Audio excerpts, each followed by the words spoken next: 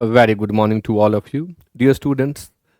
पिछले क्लास में जैसा कि आप जानते हैं प्रोनाउन चल रहा है और पिछले क्लास में आप पढ़े थे इंट्रोगेटिव प्रोनाउन और पजेसिव प्रोनाउन। आइए शॉर्ट रिवीजन कर लेते हैं, इनका रिकैप हो जाएगा। इंट्रोगेटिव प्रोनाउन जो प्रश्न बनाने का काम करे, जिसके अंतर्गत हु, हुज, हुम, व्हिच एंड व्हाट आते हैं। हु, हुज, हुम एक फैमिली के वर्ड हैं। हु नॉमिनेटिव केस होता है, हुज पजेसिव केस होता है और हुम ऑब्जेक्टिव केस होता है। इनका प्रयोग मनुष्यों के लिए करते हैं। व्हिच एनिमल्स या थिंग्स के लिए यूज होता है और व्हाट ऑलराउंडर है, क्या के अर्थ में कहीं भी यूज कर लेते हैं। इन चीज़ों को आप समझ चुके हैं। हु, हुज, हुम। हाँ, एक अलग से रूल आता है कि यदि सेंटेंस में सिलेक्शन का बोध हो रहा हो, यानी चयन का बोध हो रहा हो, तो मनुष्यों के लिए भी हु का प्रयोग करना है। और उसके लिए भी मैंने ट्रिक बताया था कि ऑफ देख करके आप डिसाइड कर लेंगे कि सिलेक्शन का बोध हो रहा है, और जब सिलेक्शन है तो हु के जगह व्हिच हो जाता है। अब हु से संबंधित कुछ विशेष बातें जो मैंने आपको बताई थी कि हु जो है वह खुद सब्जेक्ट का काम करता है, तो इंट्रोगेटिव अफर्मेटिव सेंटेंस में डू डज डीड का प्रयोग करने से बचें। जैसे हु डज हेल्प यू गलत है, सही होगा who helps you. Who did do this work यह गलत है, सही होगा हु डिड दिस वर्क। अब यदि इंट्रोगेटिव नेगेटिव करना हो तब तो नॉट लगाना पड़ेगा। Who does not know Narendra Modi, who does not know Subhash Chandra Bose, who does not know apex institute. तो ऐसी स्थिति में आपको डज का यूज करना है, क्योंकि नॉट लगाना है। आपने पढ़ा था कि किसी भी सब्जेक्ट के बाद ऑक्सिलियरी वर्ब आएगा तभी नॉट लगेगा, अन्यथा नॉट का प्रयोग नहीं होगा। इसलिए हमें नॉट लगाने के लिए डू डज का प्रयोग करना पड़ता है। अब आगे पजेसिव प्रोनाउन के अंतर्गत वे सभी शब्द आते हैं जो मेरा, मेरी, तुम्हारा, तुम्हारी का अर्थ रखते हैं। जैसे माइन है, आवर्स है, योर्स है, हीज है, हर्स है एंड देयर्स हैं। इनका प्रयोग हम तब करते हैं किसी सेंटेंस में जब हम नाउन नहीं बोलना चाहते हैं। मेरा घर तुम्हारे घर से दूर है, my house is farther farther than yours. हम नहीं कहना चाहते योर हाउस, तो हम इनका यूज कर लेंगे। ये खुद पजेशन या रिलेशन को व्यक्त करने का काम करते हैं, यह स्पष्ट हो चुका है। ये बात मैं अभी बोल रहा था। हाँ, दूसरी इंपॉर्टेंट बात कि इनके साथ हम अपस्ट्रॉफी एस या अपस्ट्रॉफी का प्रयोग नहीं करते हैं। जरूरत नहीं है इनके साथ अपस्ट्रॉफी या अपस्ट्रॉफी एस। ऑफ का भी हम प्रयोग इनके साथ नहीं करते हैं, क्योंकि ये खुद पोजीशन या रिलेशन को व्यक्त करते हैं। आइए सबसे महत्वपूर्ण, सारे प्रोनाउन एक तरफ और अकेले रिलेटिव प्रोनाउन एक तरफ। सबसे महत्वपूर्ण प्रोनाउन रिलेटिव प्रोनाउन है। From examination point of view questions अधिक से अधिक इसी से पूछे जाते हैं, तो गहन तरीके से इसे आप समझेंगे। थोड़ा कठिन है, लेकिन मैं आपको ट्रिक दूंगा जिससे बिल्कुल आसान हो जाएगा, चिंता नहीं करनी है। रिलेटिव प्रोनाउन शब्द रिलेट से बना है। शब्द है रिलेट, जिसका अर्थ होता है संबंध, जोड़ना। रिलेट शब्द से नाउन रिलेशन होता है और एडजेक्टिव रिलेटिव हो जाता है। तो यह जो रिलेटिव प्रोनाउन है, इसका डेफिनेशन क्या होगा? The pronoun which combine sentences together and refers back to its antecedent is called relative pronoun. वह सर्वनाम जो वाक्यों को जोड़ने का काम करता है तथा अपने पहले आने वाले शब्द की चर्चा करता है, उसे संबंधवाचक सर्वनाम कहते हैं। वह सर्वनाम जो वाक्यों को जोड़ता है तथा अपने पहले आने वाले शब्द की चर्चा को आगे बढ़ाता है या की चर्चा करता है, उसे संबंधवाचक सर्वनाम कहते हैं। जो लोग हिंदी डेफिनेशन लिखना चाहते हैं, वीडियो पॉज करके हिंदी डेफिनेशन लिख लेंगे, क्योंकि यहाँ सिर्फ इंग्लिश दिया जाता है। हिंदी इसलिए बार बार बोलता हूँ ताकि जो हिंदी डेफिनेशन लिखना चाहते हैं लिख लेंगे। हालांकि किसी एग्जामिनेशन में डेफिनेशन नहीं पूछता। अगर आप फुल्ली कॉम्पिटिटिव इंग्लिश की तैयारी करते हैं तो डेफिनेशन छोड़ दें, केवल एक झलक देख लें कॉन्सेप्ट के लिए। रटने की जरूरत बिल्कुल नहीं है। क्या क्या आते हैं इसके अंतर्गत? तो इंट्रोगेटिव प्रोनाउन के सभी आ जाते हैं और उसके फर्दर एज और दैट जुड़ जाते हैं, यानी हु, व्हिच, हुज, हुम, व्हाट, एज एंड दैट। हालांकि रेनर मार्टिन ने तो बट भी लिखा है। बट को वो कंजंक्टिव प्रोनाउन कहते हैं और रिलेटिव प्रोनाउन के ही अंतर्गत दिए हुए हैं। मैं नहीं बताता हूं, जरूरत नहीं है। कंजंक्शन में उन सारी चीजों को हम लोग पढ़ेंगे। तो यहाँ एक खास बात आपको मिली है, एंटीसीडेंट क्या है और एंटीसीडेंट का फंक्शन क्या है, आइए समझते हैं। रिलेटिव प्रोनाउन भी कैसे कंबाइन करता है ये भी आपको मैं दिखा रहा हूं। एंटीसीडेंट क्या है? तो द नाउन और pronoun that comes just before relative pronoun is called antecedent, और द नाउन और pronoun that is being referred to by the use of relative pronoun is called antecedent. जिस नाउन या pronoun का प्रयोग relative pronoun के ठीक पहले होता है वह एंटीसीडेंट, हिंदी में पूर्वगामी कहलाता है। हम ऐसे कहें कि रिलेटिव प्रोनाउन के बाद जिसकी चर्चा की जाती है वह शब्द एंटीसीडेंट होता है।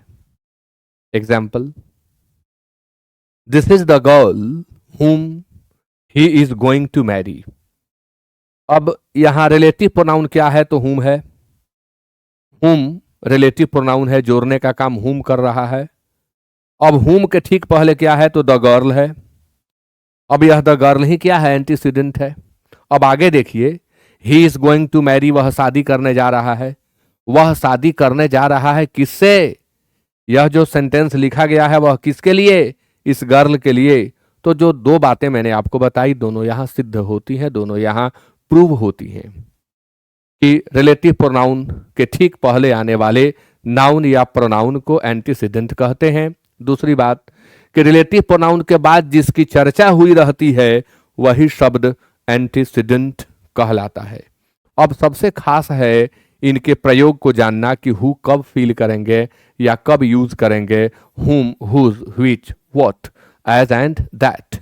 इन्हें हम कब फील कर लेंगे? फीलर में भी दिए जाते हैं, कॉमन एरर में दिए जाते हैं, सेंटेंस इंप्रूवमेंट में दिए जाते हैं। हर तरह के क्वेश्चंस रिलेटिव प्रोनाउन से बनते हैं। ट्रिक 1 ट्रिकी वे में आपको बताऊंगा जिससे आपको तनिक भी दिक्कत नहीं होगी। हर जगह जहां भी अंग्रेजी में कठिनाई है वहां मैंने ट्रिक बना दिया है जिससे बिल्कुल कठिनाई स्टूडेंट्स को नहीं होती है। पूरा रिलेटिव प्रोनाउन थोड़ी ही देर में क्लियर होने वाला है और बड़े दक्षता के साथ आप कुशलता के साथ, निपुणता के साथ इसे करने वाले हैं बहुत ही आसानी से। आइए देखते हैं। ह्यूमन बीइंग के बाद हु लगेगा, लेकिन एक शर्त है इसका।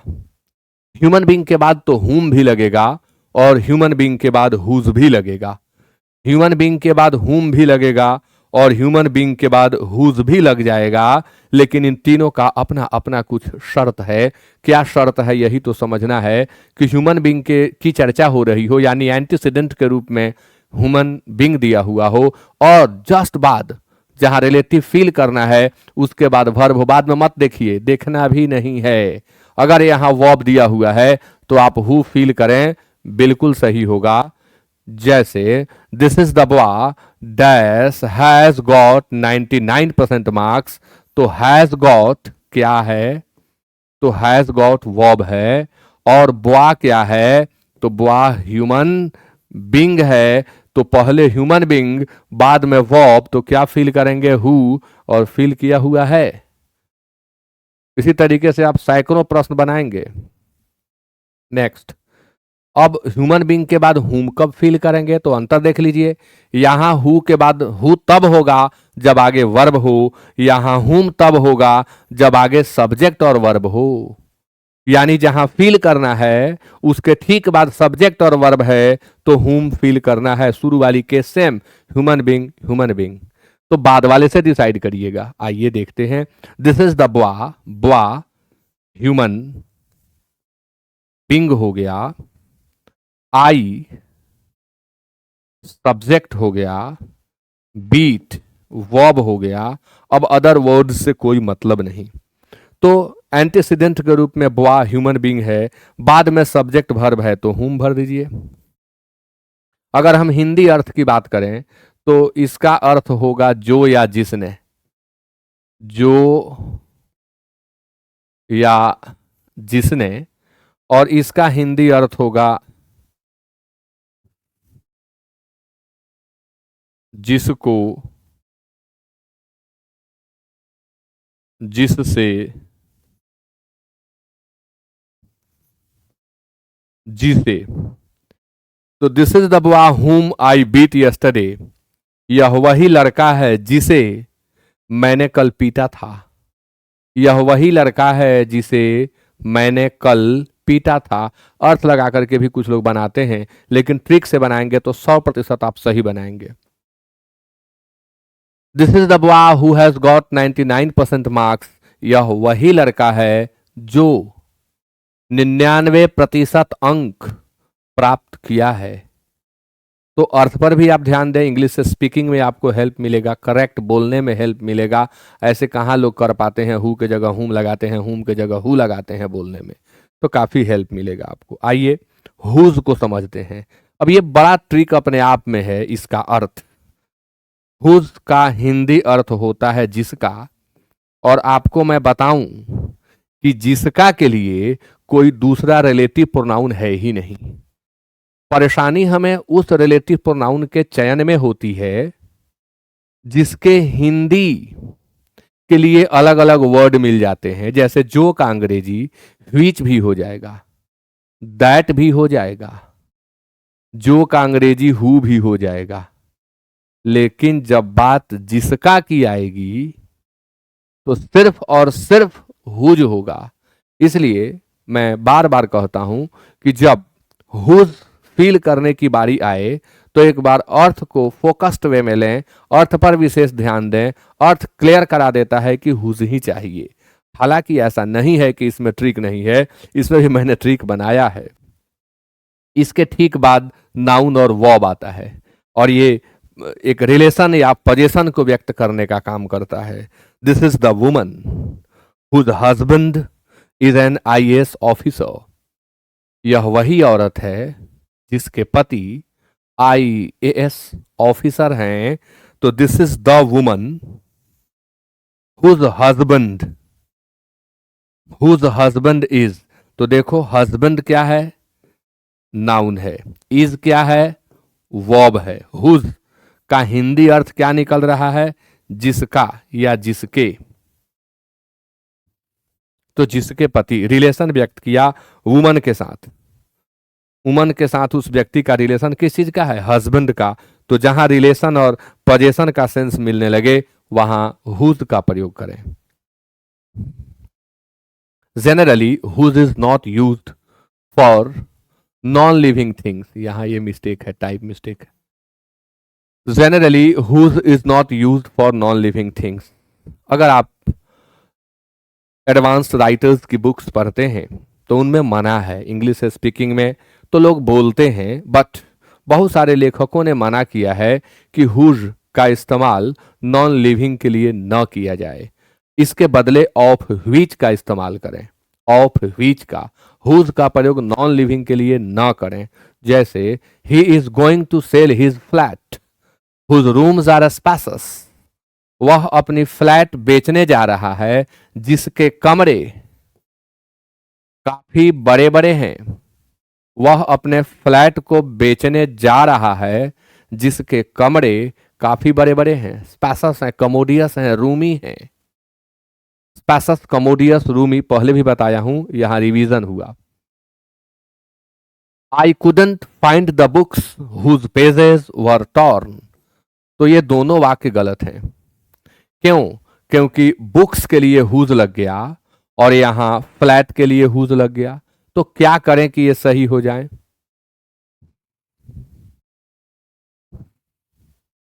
अभी यहां करेक्ट कर देता हूं।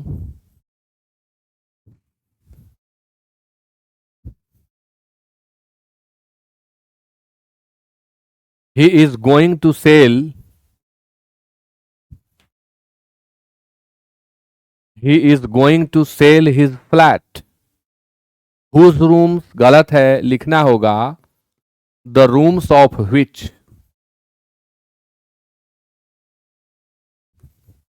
The rooms of which are spacious. ऐसे लिखना पड़ेगा आपको। ठीक नीचे वाला जो है उसे देखते हैं।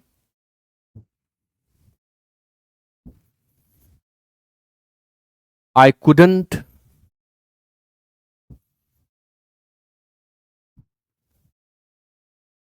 I couldn't find the books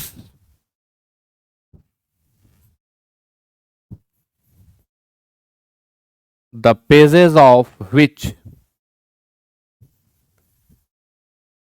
were torn, the pages of which were torn, मैं उन पुस्तकों को नहीं खोज पाया जिनके पन्ने फटे हुए थे, और वह अपनी फ्लैट बेचने जा रहा है जिसके कमरे काफी बड़े बड़े हैं। तो ध्यान देना होगा। नेक्स्ट ट्रिक है, एनिमल या थिंग के लिए आप समान रूप से विच और दैट का प्रयोग करें। हालांकि डीप में जाएंगे तो इनमें भी अंतर है, और डीप में हम लोग जाएंगे लेकिन आगे अभी नहीं। तो इसका अर्थ होगा जो,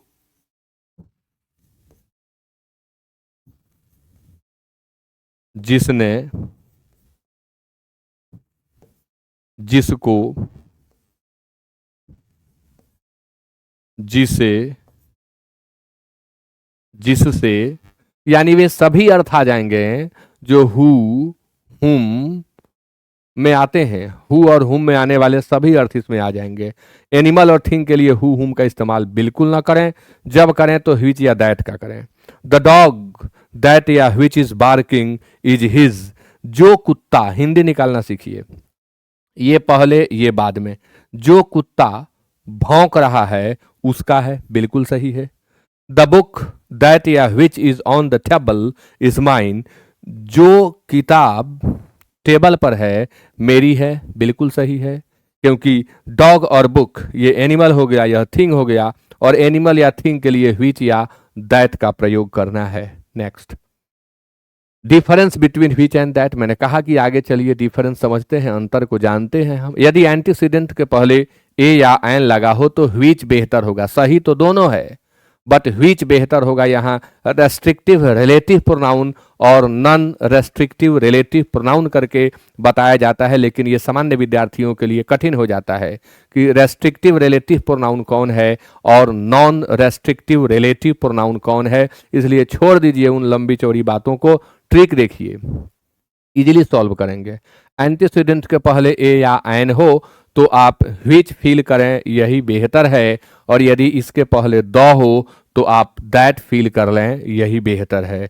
सी has a laptop that is very old, laptop antecedent है, इसके पहले ए दिया हुआ है। She has a laptop that is very old, तो सही तो दैट भी हो जाएगा, लेकिन बेहतर होगा विच। अगर दोनों दे दिया जाए और किसी एक को सेलेक्ट करना हो तो विच को सेलेक्ट करेंगे।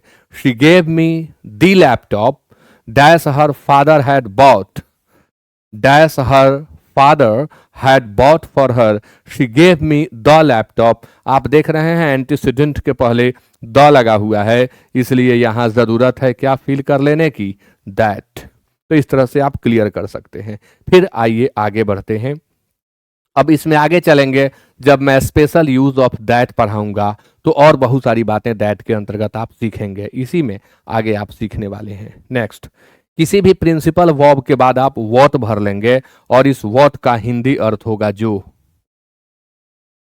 अब देखिए जो के लिए कितने अर्थ आपके पास शब्द आ रहे हैं, लेकिन जिसका के लिए एक ही था, हुज, हुज, इसलिए जहां जिसका का अर्थ मिल रहा है हुज लगा लेते हैं।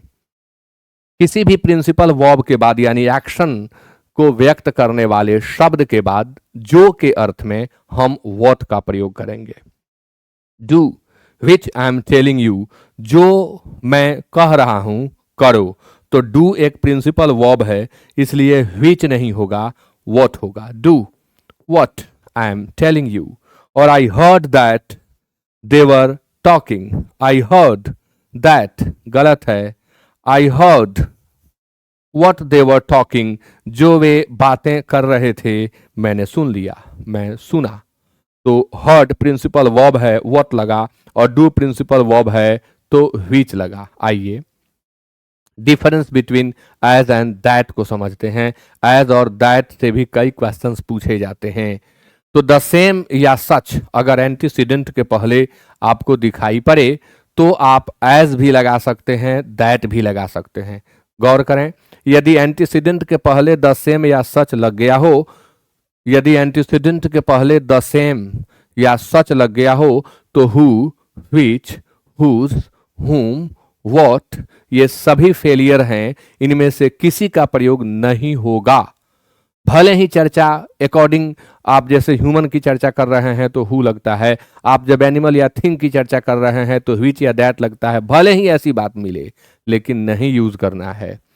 अगर ऐसी बातें मिल रही हैं एंटीसीडेंट के पहले द सेम या सच, तो आपको या तो एज यूज करना है नहीं तो दैट यूज करना है। अब इनमें भी अंतर कर लें कि एज कब, जब नाउन या प्रोनाउन बाद में दिया हुआ हो, और दैट तब जब वर्ब या कंप्लीट क्लॉज दिया हुआ हो। हिंदी अर्थ से भी बहुत लोग भरते हैं। एज का हिंदी अर्थ जैसा होता है, दैट का हिंदी अर्थ की होता है, दैट का हिंदी अर्थ जो होता है, जिसे होता है, जिसने होता है।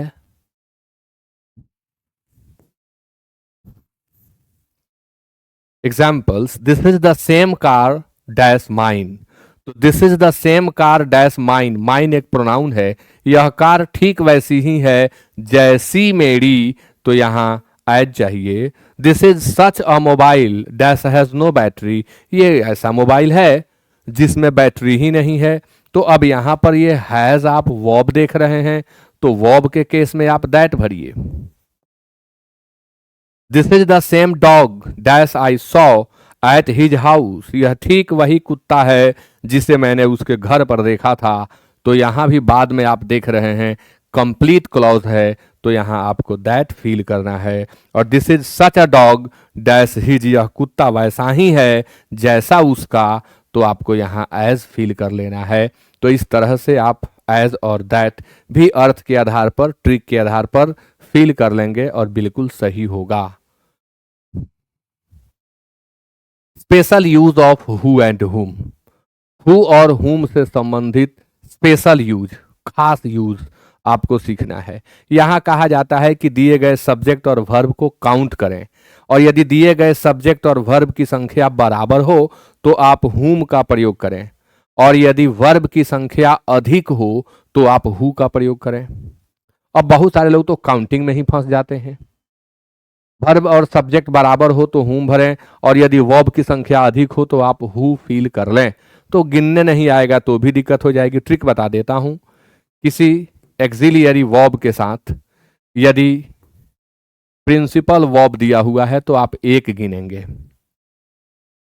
किसी एक्सिलियरी वर्ब या प्रिंसिपल वर्ब के साथ इन्फिनिटिव यानी 2+V1 दिया हुआ है तो भी आप 1 गिनेंगे, लेकिन पहले प्रिंसिपल वर्ब दे दिया गया है और बाद में ऑक्सिलियरी वर्ब दिया गया है, तब आपको 2 गिनना है, वहां दोनों को अलग अलग गिनना है।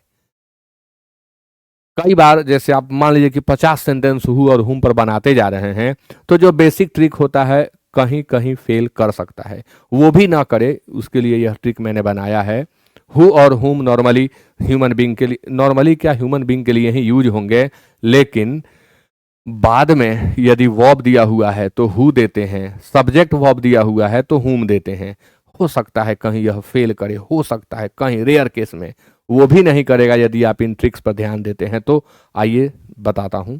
द मैन सब्जेक्ट है, यू वांट तो यू सब्जेक्ट है, तो एक सब्जेक्ट, दूसरा सब्जेक्ट, वांट टू मैरी ये इन्फिनिटिव वाला जुड़ा हुआ है तो इसको एक वर्ब गिनेंगे। इज अलग है, 2 वर्ब गिनेंगे। अब देखिए यहां पर ये मैरिड इज के लिए ही लगा है तो अलग गिनती नहीं होगी। सब्जेक्ट कितने हैं 2, वर्ब कितने हैं 2, तो क्या भरेंगे हुम। अब बेसिक ट्रिक से भी देखेंगे तो यहां सब्जेक्ट वर्ब है तो हुम होना चाहिए, तो कहां गलत है, नहीं है। आगे देखते हैं। द गर्ल क्या है, सब्जेक्ट है।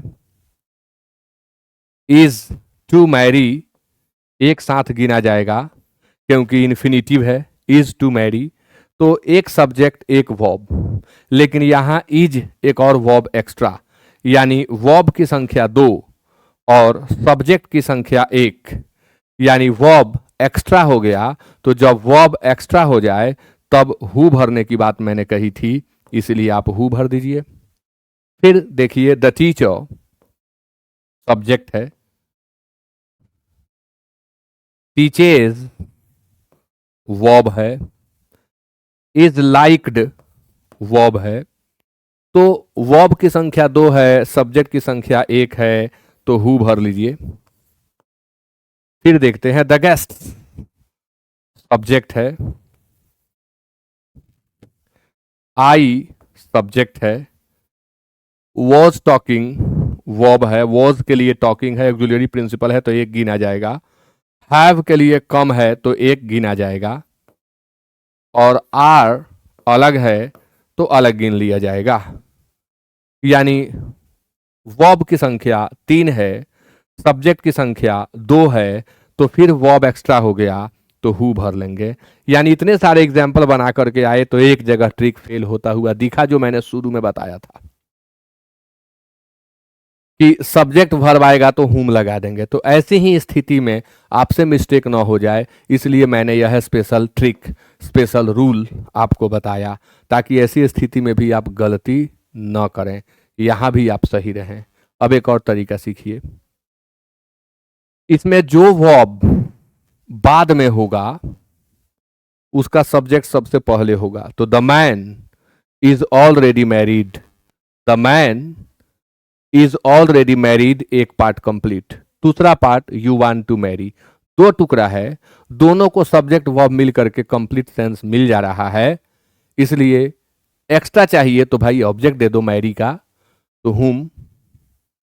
फिर देखिए the girl is a millionaire, the girl is a millionaire एक टुकड़ा कंप्लीट, दूसरा इज टू मैरी शादी करने वाली है, तो सब्जेक्ट नहीं है, केवल वर्ब है, सब्जेक्ट चाहिए और हु सब्जेक्ट होता है इसलिए हु देंगे। Next, the teacher is liked by all एक टुकड़ा कंप्लीट, एक क्लॉज कंप्लीट होता है, the teacher is liked by all एक पार्ट कंप्लीट होता है, टीचेज अटेंटिवली टीचेज वर्ब है, इनकम्प्लीट है, सब्जेक्ट दे करके कंप्लीट कर देंगे, हु होगा। Next, the guest are my friends, the guest are my friends जो सब्जेक्ट पहले होगा उसका वर्ब और रिमेनिंग पार्ट एकदम लास्ट में होगा, तो the guest are my friends यानी गेस्ट मेरे फ्रेंड्स हैं। फिर I was talking about, I was talking मैं बात कर रहा था, ये भी टुकड़ा कंप्लीट है, लेकिन हैव कम एक्स्ट्रा है, इनकम्प्लीट है, हैव कम सब्जेक्ट है तो वर्ब चाहिए, यानी गेस्ट्स आए हैं तो यहां पर हम हु का प्रयोग कर लेंगे। तो ये दो तरीके मैंने आपको बताया जिनसे आप आसानी से डिफरेंशिएट करके इस समस्या का भी समाधान कर सकते हैं। अब आज के क्लास में इतना ही, नेक्स्ट क्लास में आपको बताने वाला हूं special uses of that, that का खास यूज क्या है। सारे नियम फेल हो जाएंगे जब हम दैट के स्पेशल यूज को पढ़ने लगेंगे, घबराए नहीं, नेक्स्ट क्लास में यह क्लियर हो जाएगा कि कहाँ दैट लगाना है। So with that today's class is over, मिलेंगे फिर नेक्स्ट क्लास में। Have a nice day.